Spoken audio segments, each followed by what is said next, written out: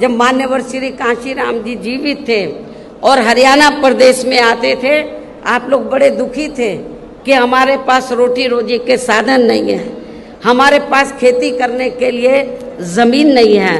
तो उस समय आप लोग एक नारा लगाते थे कि जो ज़मीन सरकारी है वो ज़मीन हमारी है।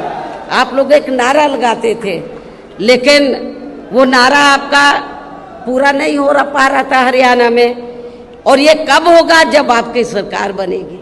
लेकिन जब उत्तर प्रदेश में 4 बार हमें सरकार बनाने का मौका मिला, तो उत्तर प्रदेश में हमने बड़ी संख्या में लाखों लोगों को, जो दलित वर्ग के लोग थे और जो गरीब लोग थे अन्य समाज में, उनको हमने किसी किसान भाई की 1 इंच भी जमीन छीनकर हमने भूमिहीन लोगों में नहीं बांटी थी, बल्कि सरकार के पास जो खेती करने के लिए सरकारी जमीन खाली पड़ी थी, उस सरकारी जमीन के 2-2, 3-3 एकड़ के पट्टे काटकर हमने भूमिहीन लोगों को, जो गरीब लोग हैं, भूमिहीन लोग, जो दलित वर्ग के लोग हैं, उनको खेती करने के लिए हमने फ्री दी।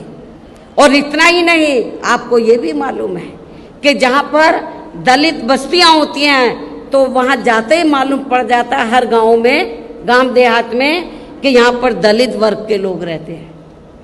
क्योंकि जो भी पार्टियां सत्ता में आई, उन्होंने आपकी दलित बस्तियों को विकसित नहीं किया।